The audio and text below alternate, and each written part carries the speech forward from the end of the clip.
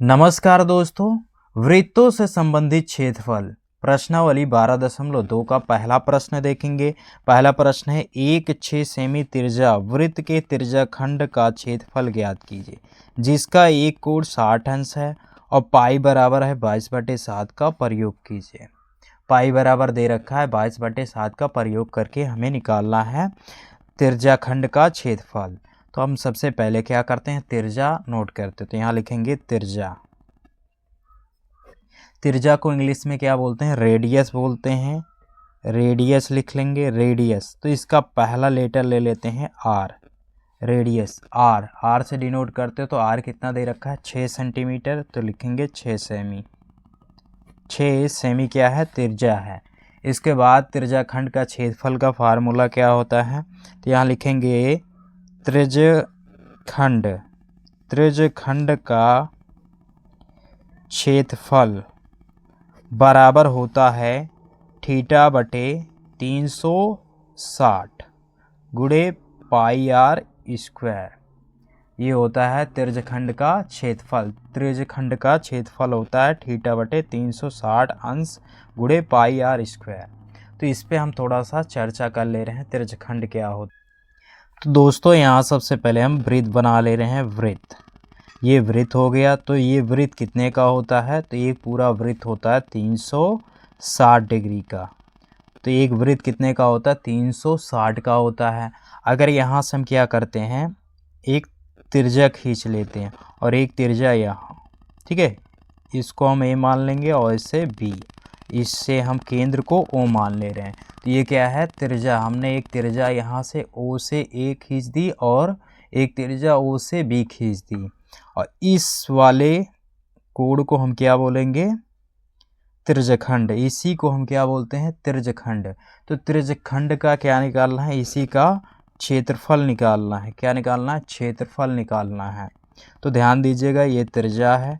अगर पूरा यहाँ से यहाँ तक लेंगे तो ये क्या हो जाएगा, व्यास हो जाएगा। वृत्त का क्या होता है, व्यास। अगर इसको हम ऐसे कर देंगे तो ये क्या हो जाएगा, ये पहला हो जाएगा। त्रिज्याखंड पहला, ये दूसरा, तीसरा, चौथा। तो इस तरीके से होता है। तो आइए सवाल को लगाते हैं। तो यहाँ रखेंगे, हमें क्या करना है, क्षेत्रफल ज्ञात करना है त्रिज्याखंड का। कोण कितना दे रखा है, कोण का मान है, यहाँ लिखेंगे कोण। तो थीटा बराबर क्या हो जाएगा, कोण दे रखा है 60 अंश, तो यहाँ लिख लेंगे 60 अंश। अब इसके बाद इस फार्मूले पे क्या करेंगे, मान रखेंगे। तो यहाँ क्या है, थीटा। थीटा का मान क्या है, 60 डिग्री है, तो यहाँ रख देंगे 60 बटा क्या हो जाएगा 360, तो यहाँ रखेंगे 360 गुणे पाई। पाई यहाँ रख देना है, गुणे आर। आर का मान क्या है, 6 है, तो यहाँ रखेंगे 6। स्क्वायर लगा हुआ तो स्क्वायर लगा देंगे। इसके बाद हम क्या करेंगे, इसको सॉल्व कर लेंगे। तो यहाँ से 0 से 0 कैंसिल कर देंगे तो बचेगा ये 6/36 गुणे पाई का मान कितना रखना है, इस प्रश्न में बताया गया है पाई का मान 22/7 रखना है। तो 22/7 रख देंगे गुणे यहाँ, इसको क्या करना है, वर्ग कर लेना है। तो 6 का वर्ग करेंगे तो 6 गुणे 6 लिखेंगे, तो ये हो जाएगा 6 छंग 36। कितना हो जाएगा, 36 हो जाएगा। तो 36 से कम 36, इसको काट देंगे। अब ये आ जाएगा 6 गुणे 22 बटा क्या हो जाएगा 7। तो ये 6 गुणे क्या हो जाएगा 22 और बटा में क्या हो जाएगा 7। अब इसका हम क्या करेंगे, मल्टीप्लाई कर लेंगे। तो 6 दूनी 12 और ये 6 दूनी 12 और 1 कितना हो जाएगा 13। 132 बटा क्या हो जाएगा 7। यहाँ लिख देंगे वर्ग सेमी। वर्ग सेमी, यही क्या हो जाएगा, क्षेत्रफल हो जाएगा। तो सवाल नंबर दूसरा देखेंगे, एक वृत्त के चतुर्थांश का क्षेत्रफल ज्ञात कीजिए, जिसकी परिधि क्या है 22 सेमी हो। तो हमें एक वृत्त का क्या निकालना है, चतुर्थांश निकालना है। तो अभी हमने बताया था आपको, एक वृत्त है और वृत्त का ये क्या है, केंद्र है। केंद्र से हमने ये खींच लिया, उसके बाद ये हमने यहाँ खींच लिया, ठीक है। ये सब त्रिज्याएं हैं, ये केंद्र को हमने ओ मान लिया। इसको ए बी सी और डी ये आप नाम दे दीजिए। अब इसके बाद यहाँ देखेंगे ये क्या है, ये आपका यानी ये पहला हो गया, दूसरा हो गया, तीसरा, चौथा, इसको चतुर्थांश बोलते हैं। तो इसी का हमें क्या निकालना है, क्षेत्रफल निकालना है। तो ये कितने डिग्री का है, 90 डिग्री। यहाँ कोण जो बना हुआ है वो कितने डिग्री का है, 90 डिग्री का। और यहाँ भी कितने डिग्री का कोण बना है, 90 का। यहाँ भी 90 का, यहाँ भी 90 का। तो ये कितना हो जाता है, 90 90 मिला के 4 बार तो 360 हो जाता है। एक वृत्त 360 का होता है। तो ये परिधि है, तो यहाँ लिखेंगे वृत्त की परिधि। वृत्त की परिधि क्या है, 22 सेमी है। तो यहाँ लिख लेंगे 22 सेमी। अब वृत्त की परिधि का फार्मूला क्या होता है, तो यहाँ लिखेंगे वृत्त की परिधि बराबर होता है 2 पाई आर। 2 पाई आर होता है, हम इसके बराबर में इसको रख देंगे 22।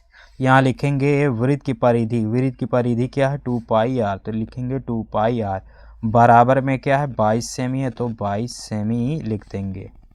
तो वृत्त की परिधि के बराबर क्या है, 22 सेमी है, तो इसको इसके बराबर में लिख देंगे। अब यहाँ इसका मान रखेंगे तो 2 गुणे ये हो जाएगा 22। पाई का मान होता है, पाई का मान होता है 22/7। तो 22/7 रख देंगे और गुणे आर बराबर हो जाएगा 22। 22 से कम 22, इसको एक बार में कटा देंगे।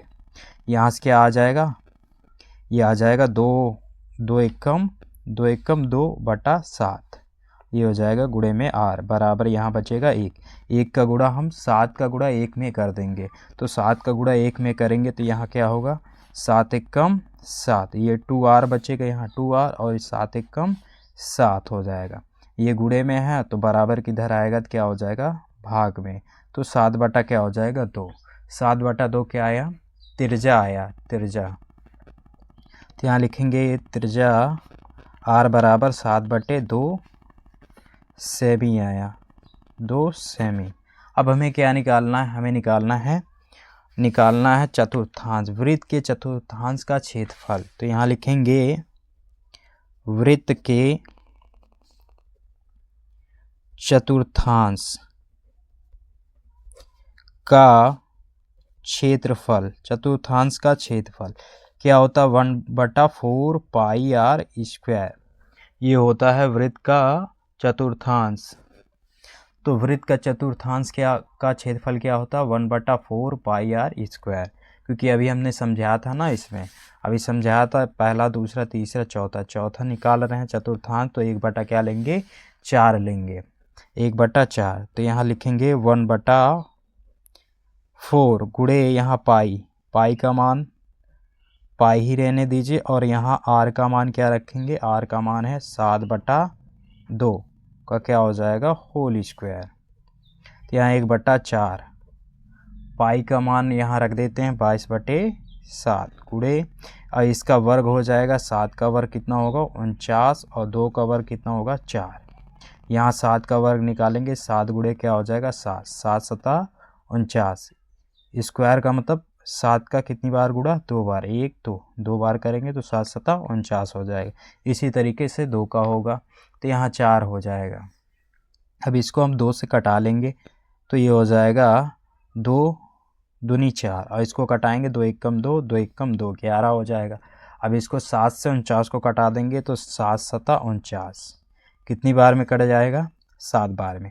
और 11 का और 7 का गुणा करेंगे तो कितना हो जाएगा, 11×7 77, यहाँ 4 दूनी 8, तो 77 बटे क्या आ गया, 8 आ गया। तो यही क्या होगा, क्षेत्रफल हो जाएगा। तो यहाँ लिख देंगे वर्ग सेमी, वर्ग सेमी। अगर इसको सही बटा में लिखना है तो कैसे करेंगे, सही बटा में लिखना है तो क्या, 77 में किससे भाग देना है, 8 से भाग देना है। तो 8×9 72, 8×9 72, 9 बार गया, और यहाँ से घटेगा तो 5 आएगा, और ये क्रॉस हो जाएगा। आप नहीं जा रहा है, यहाँ 0 बढ़ाइए, अब वहाँ दशमलव नहीं, इसको रहने दीजिए। कितना आ गया यहाँ, 8 से भाग दे रहे हैं ना, तो 9 सही कितना लिखेंगे, 8 5/8, 5/8, 8×9 72, 72 और 5 कितना हो जाएगा, 77/8। तो 77/8 को क्या लिख सकते हैं, 9 सही 5/8 भी लिख सकते हैं।